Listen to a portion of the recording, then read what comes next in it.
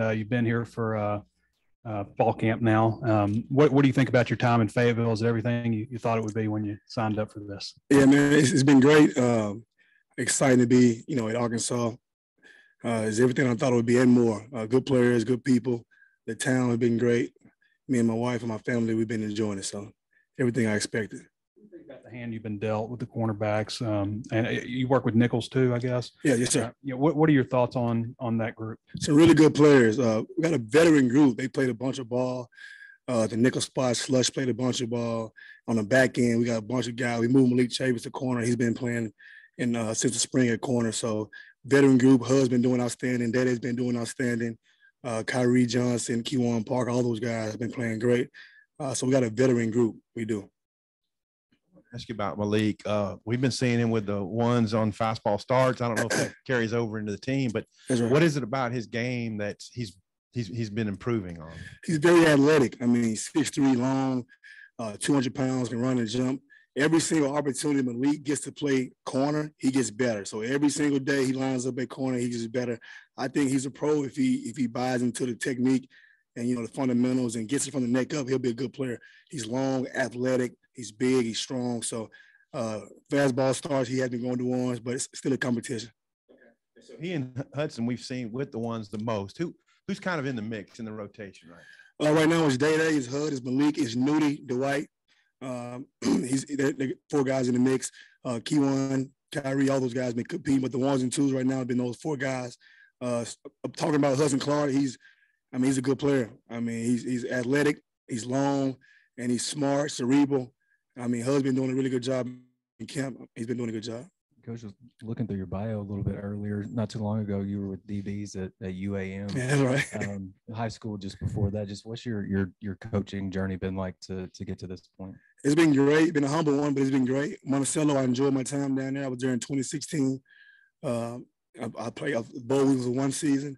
Then from there, I was at Tennessee Martin for 2 years. I had to enjoy my time at Tennessee Martin. Then I was a DC at Austin Peay for a season and a half, then the COVID, and then Marshall. So my journey's been a fast one, but it's been a grind and a humble one. I've learned a lot along the way.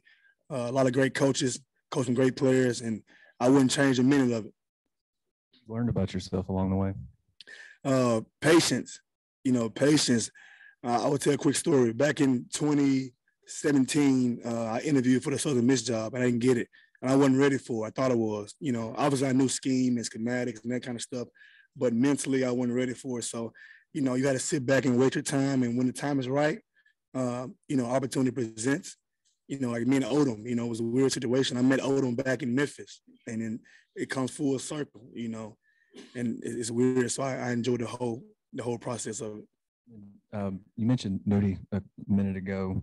Could you just expand on his game, what he brings, and just kind of what you like about him? Guys in the spring we're talking about, he's brought kind of a swagger about him. Yeah, he brings, for one, the SEC experience. He, started at LSU.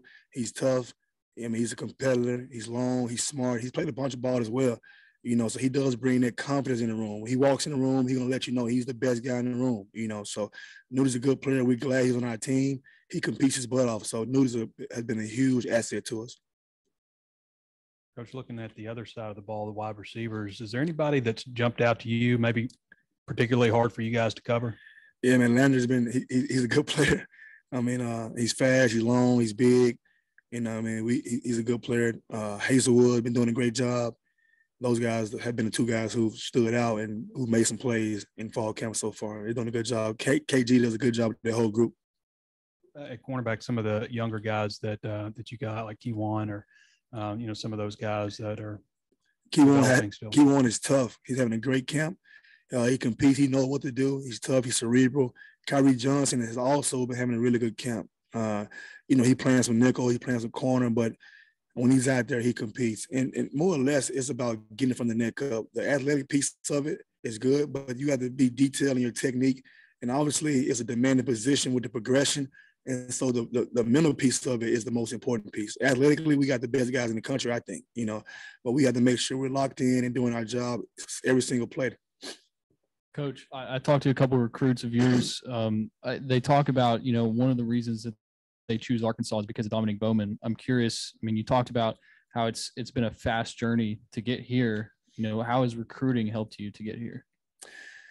I think in terms of evaluating talent, Arkansas Monticello, you go out and recruit players. UT Martin, you go out and recruit players. I think, being a high school coach, being a great teacher, being able to, you're a high school coach, no matter who walks in the room, little Johnny, you got to be able to teach him something. You know what I mean? So obviously being able to evaluate or predict what a guy can do, and then just being myself, I just be me. I tell guys all the time, hey, I'm a high school guy. I'm still trying to get it like you're trying to get it, And for a long time, we had a lot in common. Nick Saban don't want me, he didn't want you either. So we're fine, So yeah, like it is what it is, So I just be me, and I guess I can relate to him. Well, I had a question for you about the nickel slot. So what is it about Miles Slusher's makeup, whatever talent that makes him a good nickel? And then can you talk maybe about the depth behind him, who all's in the mix? Yeah, Miles Slusher, that position in itself is one of the toughest position in our scheme schematically. You got to blitz, right? You got to set edges you got to play corner. So it's a linebacker, a corner, and a safety all in one. So obviously if it's odd space, you got to set edges. If it's 4 down, you got to be the one to make a tackle. You got to play some man-free coverages on it. You play quarters, you apex, the whole nine. So Miles Slusher is a smart player. So I feel like he's one of our best DBs. He can play corner, he can play safety, he can play outside backer, which is the nickel spot. So Trent Gordon has been doing a really good job at that in the spring as well. And a young guy, Jalen Lewis, he's physical, he's smart. In the spring for Jalen, I think it was going a little too fast for him. But once he understands the scheme and now the game starts to slow down for him, now you see him make a bunch of more plays, setting edges. He's already physical, but he's going 1,000 miles per hour in the wrong direction at first. So now the game slowed down for him. Now he's showing up on the film. Where will Ja'Cory Turner fit in when he's back? Yeah, Ja'Cory Turner will be right in the mix when he's back healthy. He's out there now in the green jersey, but he wants to get out there. He wants to get in 7-on-7. He wants to get in 1-on-1s. Ja'Cory is another one. He's smart. He's big. He's strong. He's not the fastest guy, but he's cerebral. He knows where to fit. The back's away. He knows how to line the back to him. He thinks, so he understands what goes on. So Ja'Cory is also one of the guys who will be in the mix. We saw, heard about Hudson's 2-minute drill pick on day one against KJ. That's right, yeah. Big play for you guys. Can you maybe speak about other flash plays that you've seen from your group? From my group, Jaden Catalan, obviously, he's a safety, but I coach, we all together. So he's made a ton of plays. Hudson made a ton of plays. Malik Jackson made a bunch of plays. I can't think of one single play like that one because it was a one-handed catch that Hud made, to seal the 2-minute deal. So off the top of my head, I can't think of one play in particular, no. Connection with Barry.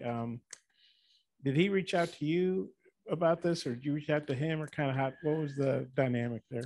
Yeah, so Barry Odom was the defensive coordinator in Memphis back when I was at Cordova High School. So obviously, me, I go up to the school and work camps and talk ball with those guys.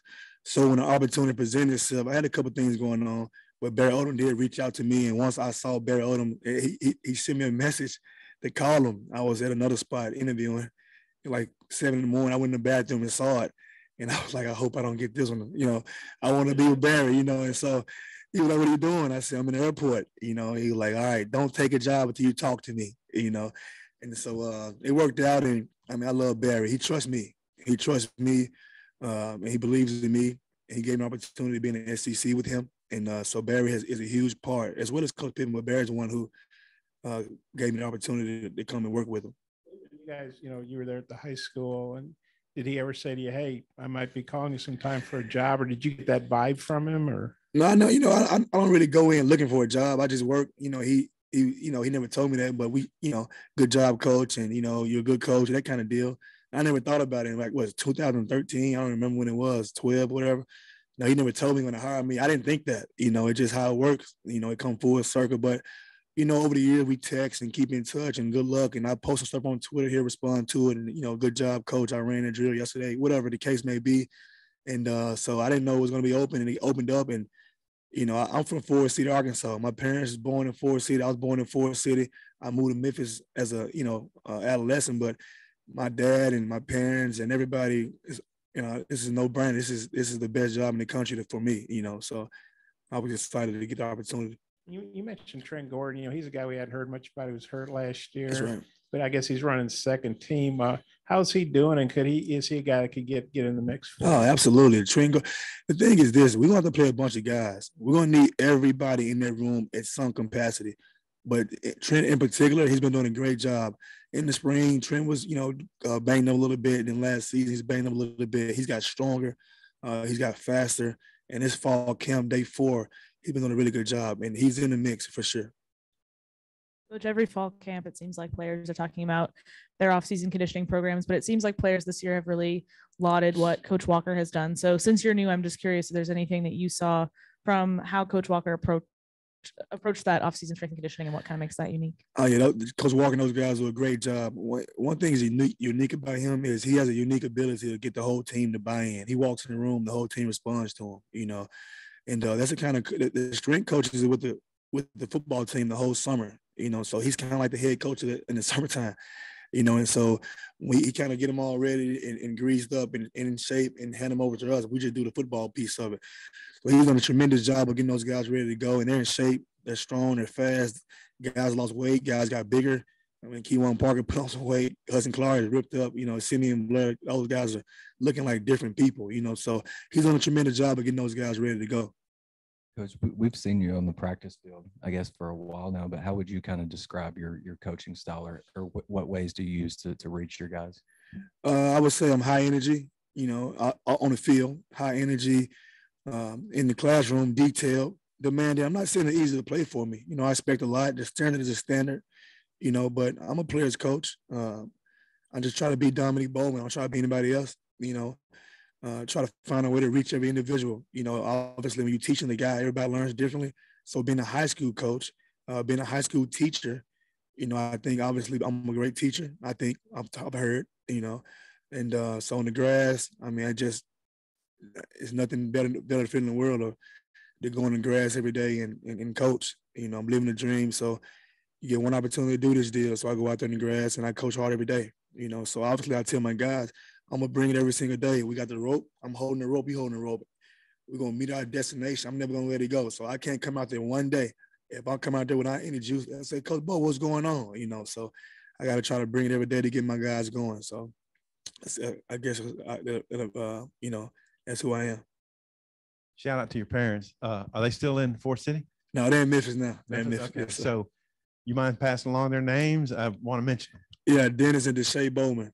How do you spell Deshae? Deshay. Are they longtime Razorback fans? Absolutely. Or where do their loyalties go? No, Razorbacks all day. My I was telling when I walked over, I grew up, I'm a basketball player at heart, so I grew up a Nolan Richardson fan, 60 Minutes of Hell, right? So Corey Beck, Scotty Thurman, all those guys, we watching those guys play. So they from, Corey's from Memphis, but, I grew up watching those guys. So when I got the job, I had 2 million phone calls from talking about tickets and all that. I'm like, I hadn't even got there yet, but they was fired up about it. So about Ladarius, I think he started 7 or 9 games last year.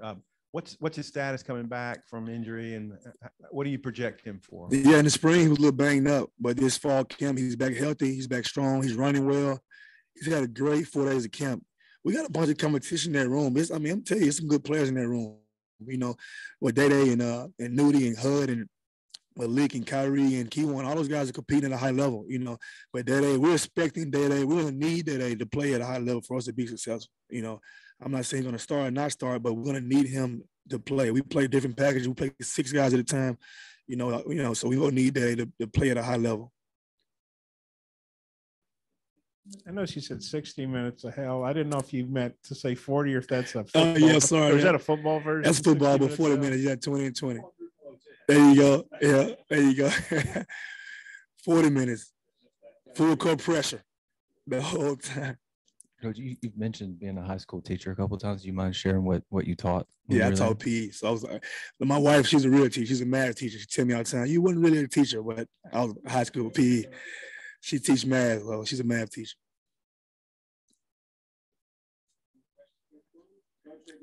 Yeah, thank you. Yeah, thank you.